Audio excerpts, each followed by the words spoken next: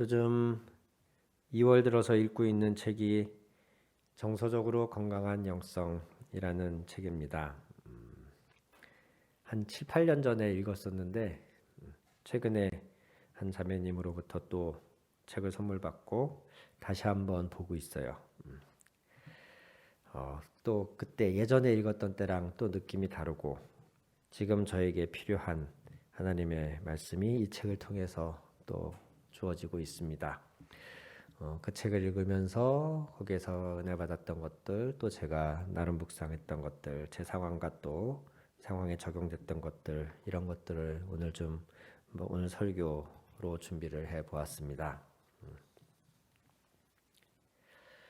호세아 4장 6절에 내 백성이 나를 알지 못하여 망한다, 이런 말씀이 있고, 또 6장 3절에는 우리가 여호와를 알자, 힘써 여호와를 알자, 이렇게 말씀하고 있습니다. 하나님을 아는 지식, 이것은 굉장히 중요하고, 하나님도 그 백성들에게 나를 알아라, 나를 찾아라, 내게 구하라, 이렇게 말씀하고 계시죠. 하나님에 대해서 우리가 잘 알아야 됩니다. 하나님의 성품이 어떠하신지, 하나님은 어떤 능력이 있으신지, 우리가 이런 것들은 기본적으로 잘 알아야 됩니다. 하나님은 선하시고 인자하신 분이시죠. 하나님은 공정하시고 정의로운 분이십니다.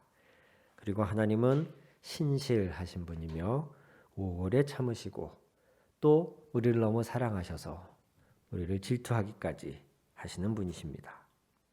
또한 그분은 전지전능하시고 무소부재하신, 그 계시지 않는 것이 없는 그런 하나님이십니다. 이 모든 것들이 하나님을 설명해 주는, 하나님이 어떤 분인지를 알려주는 내용들입니다. 우리가 이렇게 하나님을 알아가면서 그분의 우리를 향한 사랑이 얼마나 큰지를 알아가면서 그것을 은혜로 누리고, 또 그래서 우리가 은혜에 감사해서 감격해서 교회를 섬기고 하나님을 섬기고 하게 되는 것이죠. 하나님을 알아갈수록 우리의 신앙이 자라갑니다. 하나님을 많이 알수록 더 하나님께 헌신하게 되어지고 섬기고 봉사하게 되어집니다. 이런 과정 속에 계신 분들, 아니 우리 대부분이 이런 과정 안에 있습니다. 그런데 이런 하나님에 대한 알미 깊어지면 깊어질수록, 하나님을 더 많이 알면 알수록 또 다른 부분이 더 많아지는데, 이 부분이 무엇이냐면 알 수 없는 하나님이라는 부분입니다. 하나님을 알면 알수록 하나님이 도저히 우리의 지식, 우리의 경험, 우리의 알을 통해서는 다 파악이 될 수 없는 하나님의 신비이심을 우리는 알게 됩니다. 우리 알면 이 두 가지 알미 함께 자라가야 됩니다. 구체적인 하나님이 어떠한 분이신지를 아는 암 또한 자라가야 되고, 그런데 그렇다 그래서 내가 하나님을 많이 알았기 때문에 하나님은 내가 파악한, 내가 알게 된 하나님, 그것이 다일까요? 심지어 성경도, 우리는 성경을 통해서 하나님을 알게 되지만 하나님이 이 성경 요 66권 요 책 한 권에 다 들어가 계신 그런 하나님일까요? 그렇지 않다는 것이에요. 알면 알수록 하나님은 또 더더욱 우리가 다 알 수 없는, 우리가 다 이해할 수 없는 그런 신비의 하나님이시라는 것입니다. 이 알 수 없는 하나님, 이것을 배우는 중요한 계기가 그 16세기에 활동했던 십자가의 성 요한이라는 수도사가 쓴 영혼의 어두운 밤이라는 용어로 많이 설명이 됩니다. 많이 인용이 되고 있어요. 영성가 신비주의자로 많이 알려진 이 십자가의 요한이 쓴 시 중에 영혼의 어두운 밤이라는 제목의 시가 있는데, 한 영혼이 신앙의 어두운 밤을 지나 운명의 모험을 겪은 끝에 사랑하는 이와 연합하는 것을 노래하는 그러한 내용의 시라고 합니다. 마치 첫사랑과 같이, 또 연애하는 시기와 같이 우리는 하나님의 사랑을, 또 하나님이 어떤 분이신지를 점점 알아가면서 신앙생활하는 것이 기쁘고 즐겁고 은혜롭고 때로는 놀랍고 감격스럽기까지 합니다. 그런데 개인마다 차이는 있지만 일정 시간이 흐른 뒤에 저마다에게 이 영혼의 어두운 밤이라고 이름 붙일 만한 시기가 온다는 것이에요. 여러 가지 계기로 올 수가 있습니다. 사랑하는 사람을 질병으로 잃는다던가, 어떤 큰 사건이나 사고의 피해자가 된다든가, 본인이 어떤 큰 질병에 걸리게 된다든가, 경제적으로 큰 문제에 부딪혀서 나락에 떨어진다든가, 배신을 당한다든가 등등의 여러 가지 이유로 올 수 있는데, 이 영혼의 어두운 밤이라고 불리우는 시기에 이르르면 그동안 내가 그렇게 애써왔고 또 누려왔던 믿음, 신앙, 이런 게 다 소용없게 느껴지고, 갑자기 그 기간 안에 영혼의 어두운 밤 그 시기에 이르르면 교회, 하나님, 내 믿음, 신앙 이런 것들에 대한 의문이 막 생기고, 하나님이 계시지 않는 것 같고 나의 믿음이 무용지물이 된 것 같은, 기도를 해봐도 하늘문이 닫혀 있는 것 같은 어떤 실패감, 패배의 느낌, 메마름이나 공허함, 이런 것들이 내 영혼을 가득 채우는 그런 시기를 말합니다. 이 시기에는 어떤 영적 훈련이나 채찍질 이런 것으로는 극복이 되지를 않습니다. 내가 기도를 1시간씩 더 하면은 될까? 더 성경을 열심히 읽으면 될까? 그런 자기의 노력으로 이것을 극복해내길 수 없는 그런 시기가 온다는 것이에요. 오늘 욥기의 23장에 나오는 욥의 심정이 그렇습니다. 23장 3절에서 욥은 이렇게 말해요. 그분이 계신 곳을 알 수만 있다면, 그 보좌에 내가 이를 수만 있다면. 욥은 지금 삽시간에, 한순간에 사랑하는 자식들, 가족들을 다 잃고, 그의 몸도 큰 질병이 걸리고 가지고 있던 재산이 다 거덜나는 이런 상황에 이르렀죠. 그야말로 영혼의 어두운 밤에 이르는 겁니다. 내가 그동안 믿고 의지하고 성실히 섬겼던 하나님은 어디 계신가? 나에게 왜 이런 일이 닥치는가?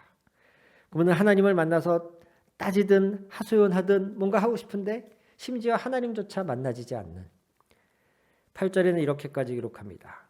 동쪽으로 가서 찾아봐도 거기에 안 계시고 서쪽으로 가서 찾아보아도 하나님을 뵐 수가 없구나.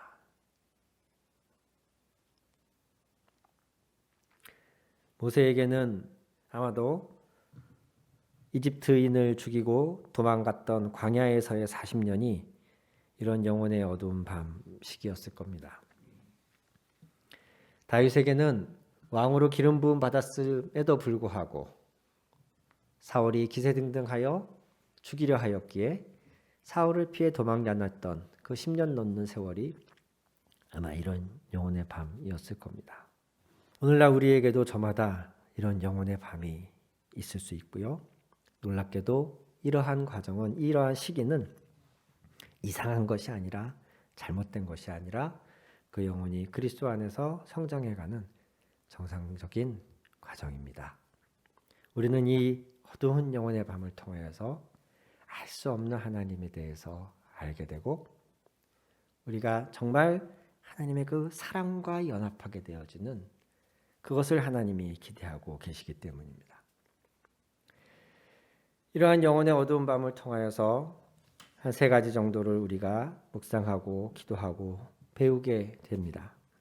첫 번째는 나를 돌아보게 됩니다. 왜 내게 이런 일이 생길까?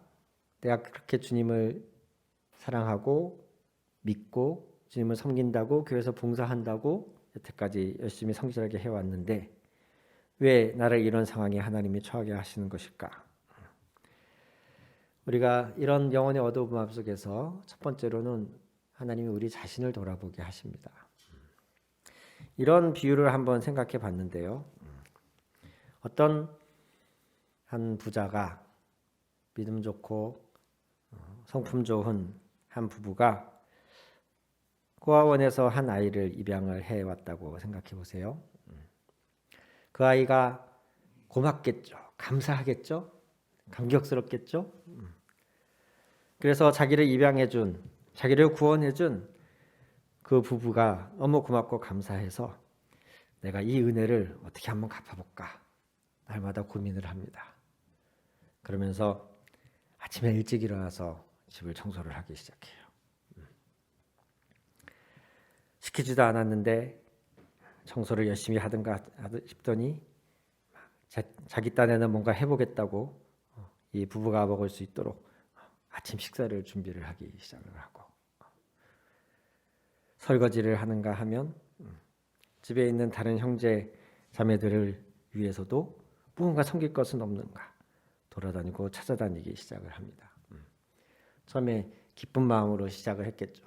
은혜를 갚으려고 노력을 한 결과겠죠. 그런데 이 아이는 제대로 된 성품이나 인격 아니면 주위 사람들을 섬길 수 있는 방법들에 대해서 잘 배워본 적이 없어요. 어떻게 청소하는 것이 가장 깨끗하게 주변 사람들도 만족하게 하는 건지도 잘 모를 뿐더러 그 집안 식구들 그 부부가 좋아하는 스타일이 뭔지 방식이 뭔지 아직 다 파악도 못했어요. 그런데 이 아이는 열심히 있고 은혜 갚겠다는 본인의 열정으로 무언가 그 집안에서 열심히 일을 하는 거예요. 그런데 그러다 보면 문제가 생겨요. 부부가 원치 않는 방향으로 일을 하게 되어져요. 더 나아가서는 그 부부는 그 아이를 일꾼으로 불러온 게 아니라 자녀를 입양을 한 것인데 그 아이는 마치 자기가 일꾼인 것처럼 그 집에서 열심히 은혜 갚으려고 일을 하는 거예요. 우리가 예수님을 믿고 구원받고 하나님의 사랑에 감사해서 교회를 섬기고 교회 공동체의 일원이 됩니다. 그 과정에서 우리는 예수님을 믿고 구원받았다는 동일한 공통점은 있지만 저마다 살아온 배경과 또 가지고 있는 가치관과 습관, 기질, 성질 이런 게 다 제각각입니다. 문제는 사람들이 이거를 인지하지 못한 채 예수님의 은혜 또 나를 품어준 우리 교회의 이 성도들, 이 공동체를 위해서 열심과 열정만 가지고 무언가 봉사하고 섬기기 시작하면 문제는 그 열심과 열정이 다 자기 방식대로 표출된다는 거예요. 가장 대표적인 예가 가을철에 교회 여성교회에서 김장을 담그려고 하면 누구는 무를 크게 썰어야 된다고 그러고 누구는 물을 좀 더 작게 썰어야 된다고 누구는 굴을 넣어야 된다고 그러고 굴 넣으면 비려서 안 된다고 그러고 누구는 강원도식으로 누구는 전라도식으로 그래서 문제가 생겨요. 다툼이 생겨요. 그분들이 게으르거나 예수님을 안 믿거나 교회를 싫어해서 그런 문제를 일으키느냐? 그렇지 않습니다. 열심과 열정, 사랑이 있는 분들이에요. 문제는 자기 자신을 몰라요. 나의 열심과 열정이 내가 가진 가치관 안에서 내가 그동안 경험해온 그 좁은 틀 안에 있는 열심과 열정이라는 거, 그거를 모르고 그걸 인정하려 들지 않아요. 내가 이렇게 섬겨주면 다 교회가 고마워하고 내 성경을 받은 사람이 다 좋아해주고 감사해줘야 한다라고 생각을 해요. 저 같은 사람한테 계속 밥 사주겠다 그러면 저는 싫어요. 근데 혹시 그런 분 나한테 맛있는 거 사주시고 나서 제가 막 너무 고마워요, 너무 맛있었어요, 다음에 또 데려와 주세요, 막 이런 리액션을 해줘야지 그분은 이렇게 흡족하실 텐데, 저 같은 사람한테는 뭐 아무리 산의 진미를 이렇게 대접해 주셔도 별로 그런 반응 듣기 쉽지 않습니다. 예. 저마다 기질과 성향과 바라는 것, 좋아하는 것, 호불호가 다 다른데 내 열심, 내 열정, 내 가치관, 내 기준 안에서 섬기다 보면 오히려 그것이 해가 되고 교회 공동체를 힘들게 하는 때가 있는 겁니다. 이 책의 저자는 그렇게 말해요. 이 영혼의 어두운 밤의 시간 동안에 하나님은 우리의 애정과 열정을 제거하고 재정비하신다. 아니, 애정과 열정 좋은 거 아닙니까? 그런데 왜 그것을 제거하고 재정비하십니까? 그 애정과 열정 중에 상당수는 우리가 그리스도를 알기 이전에 생활해온 그 문화 안에서의 애정과 열정이에요. 그 가치관, 세상에서의 가치관 안에서의 애정과 열정이에요. 교회에서 하는 행사는 세상에서 하는 행사보다 더 뛰어나고 더 고품질의 그런 더 격이 높은 행사여야 한다. 이런 말씀하시는 분들 가끔 있습니다. 그래서 교회 안에 어떤 장비나 시스템들, 뭐 행사를 준비할 때 준비하는 이런 소품들, 이런 것들을 항상 제일 좋은 곳으로, 최고급으로 준비해야 한다. 이렇게 생각하시는 분도 있습니다. 하나님은 최고의 찬양과 존귀를 받으시기에 합당하시기에 그분께 그런 영광과 존귀를 올려드려야 된다는 것은 뭐 100% 찬성하지만, 방송국에서 하는 예능 프로그램과 경쟁을 하려고 하는 이 태도가 정말 하나님이 기뻐하시는 것인지 우리는 한번 물어봐야 되는 것이에요. 방송에서는 수십억의 제작비를 들여서 만드는 프로그램보다 우리 교회에서 하는 행사가 더 고품질의 더 격이 높은 행사가 되어야 된다라고 말하는 것이, 이게 과연 가능한 것이고 타당한 것인가? 하나님이 매번 교회에서 하는, 그런 모든 교회에서 하는 행사들이 다 그러해야 하는가? 교인들의 헌금이 그런 데에 다 소모가 되어야 되는가? 그 기준은 과연 어디서 나온 걸까? 교회에서 하는 행사, 교회의 문화가 세상의 모든 것보다 앞서야 된다라고 말하는 것은 도대체 그 어디에서부터 시작된 것인가? 우리는 단순히 내게 그런 생각이 있다 그래서 그것을 밀어붙이는 것이 아니라 그것을 하나님 앞에서 점검받는 과정이 필요합니다. 그런데 이것이 잘 나갈 때, 막 열심일 때, 즐거울 때는 자기 성찰이 되질 않아요. 이런 영혼의 어두운 밤을 통해서 하나님 우리를 자신을 돌아보게 하십니다. 그러면서 우리 안에 있는 애정과 열정을 제거하시고 재정비하신다는 거예요.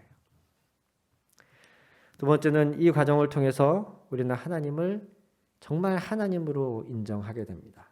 이게 무슨 말씀이냐면, 하나님을 우리가 조종하거나 우리가 하나님을 우리의 뜻대로 일하시도록 만들 수 있는 그런 존재가 아니라는 사실을 인정하게 된다는 거예요. 우리가 보통 예수님을 믿고 교회의 공동체 일원이 되고 하는 과정에서 은혜로운, 기쁘고 즐거운 체험들이 있잖아요. 기도의 응답을 받는 뭐 이런 체험이라든가, 예배할 때마다 어떤 하나님이 부어주시는 따뜻한 마음, 감동, 어떤 성도들의 그 사랑의 돌봄, 이런 좋은 것들이 있어서 우리는 처음에 교회 공동체 일원이 됩니다. 신앙을 시작합니다. 근데 자칫 우리가 받고 누린 이 좋은 것들을 우리가 은혜로 감사하고 감격해서 받기만 하는 게 아니라, 시간이 흐르다 보면 왜 은혜가 반복되면 권리인 줄 안다는 말씀처럼 계속 그런 것들을 요구하는 태도를 견지할 때가 있습니다. 내 기도는 다 응답을 받아야 되고, 교회 오면 나는 항상 마음이 따뜻하고 충만하고 풍성하고 사랑받아야 되고, 오늘 예배가 별로 이렇게 되게 감동이 안 되면 목사님이 설교를 잘 준비 안 하셨어. 성가대가 오늘 연습을 잘 안 한 것 같아. 이러면서 왜 나에게 감동을 못 줘? 오페라 VIP석에서 큰 돈을 내고 감동받기를 준비하고 있는 그런 관객인 것처럼 자기가 이렇게 착각하게 될 수가 있다는 것이에요. 제가 그래서 싫어하는 류의 그런 말들 중에 하늘 보좌를 움직이는 기도, 이런 거 저는 잘 동의할 수가 없습니다. 마르다가 그 좋은 예예요. 우리가 마리아와 마르다의 예를 잘 아시죠? 마르다는 예수님을 섬기기 위해서 분주하게 움직이고 있었고, 동생인 마리아는 예수님의 발치에서 그분의 말씀을 듣고 있었는데, 마르다가 하다가 참다가 드디어 예수님께 한마디 하죠. 아니 예수님, 내가 이렇게 바쁜데, 주님을 섬기기에 이렇게 정신없는데 마리아가 예수님 앞에 이렇게 소위 말해서 농땡이 부리고 있는 걸 왜 가만히 보고 계십니까? 마리아에게 저를 좀 도와주라고 하십시오.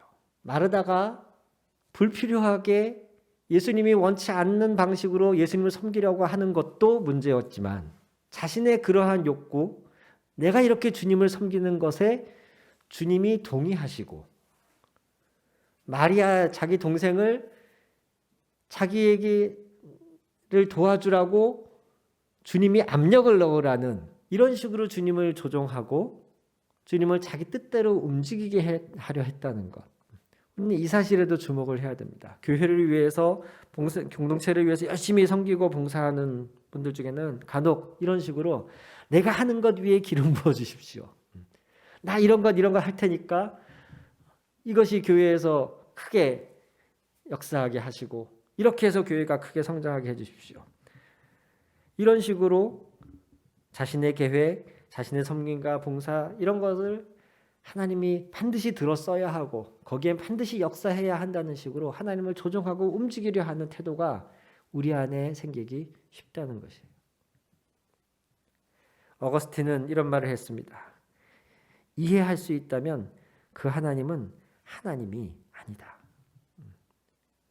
우리가 하나님이 일하시고 하나님이 기도를 들어주시고 하는 이 모든 방식을 잘 이해해서 우리가 그 방식에 딱 맞춰서 내가 이렇게 기도하면 하나님이 내 기도를 안 들어줄 수가 없어, 이런 식의 표현이 하나님을 조종하려 드는 표현이란 겁니다. 마치 과거에 어떤 주문을 외우면 어떤 마법이 일어나는 것처럼, 그렇게 생각했던 방식처럼 하나님께는 요런 방식으로 헌신하고 요런 말씀을 붙잡고 강권하여 하나님께 기도하면 하나님이 내 기도를 안 들어주실 수 없어, 이렇게 말하는 것. 그런 분들은 인정 안 할지도 모르겠지만 사실 그 생각이 가장 밑바닥으로 내려가 보면 내가 그런 식으로 하나님을 움직일 수 있다는 전제를 깔고 그렇게 말하는 것이에요.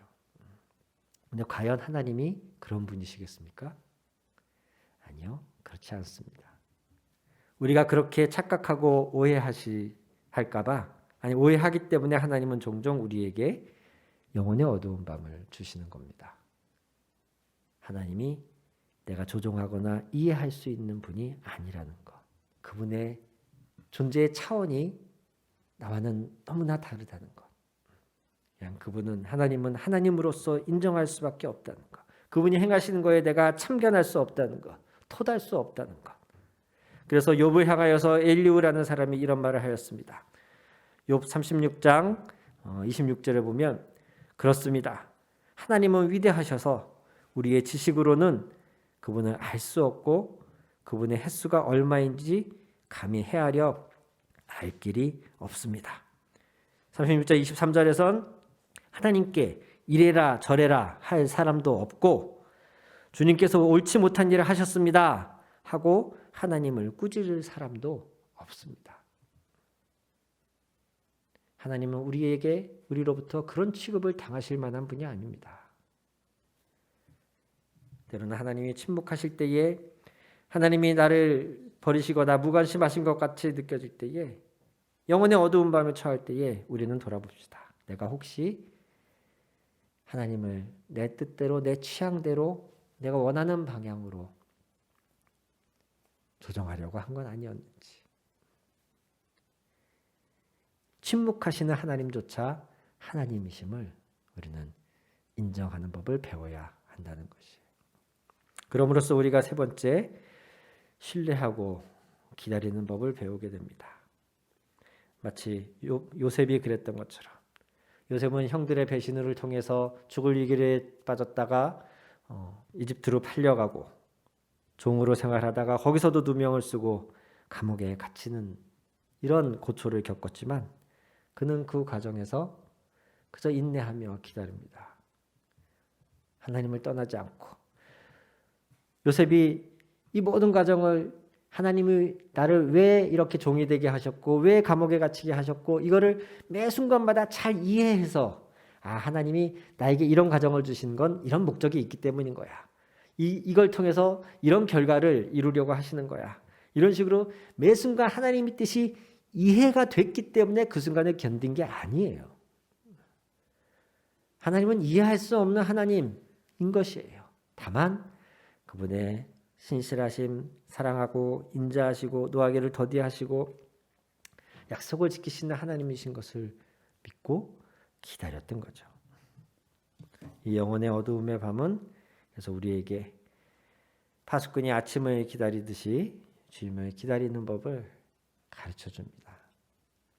그리고 그 결과로 우리에게는 마치 마라의 쓴물의 뒤에 예비되어 있는 엘림의 단물이 있었던 것처럼 이 영혼의 어두운 밤을 거쳐가게 하심으로써 정말 더 깊은 단계의 주님의 사랑의 하나됨을 우리에게 선물하십니다. 하나님을 믿고 섬기려 하였으나 내가 가지고 있던 고정관념과 과거의 가치관과 내 기질, 내 성품 안에서의 그런 한계를 깨뜨리시고 하나님을 내 계획과 내 생각 안에 가두려던 나의 교만함도 깨뜨리심으로써 온전히 하나님의 사랑과 우리를 더 하나 되게 만드신다는 것이에요. 사랑하는 성도 여러분, 혹 여러분 가운데에 지금 이 영혼의 어두운 밤이 있다면 오늘 이 말씀 속에 주셨던 하나님의 음성들을 마음에 새기고 함께 이 영혼의 밤을 잘 통과하여서 더욱 주님을 사랑하게 되는, 주님이 내 안에 내가 주님 안에 있음을 고백하게 되는 저와 여러분 되기를 바랍니다. 기도하겠습니다.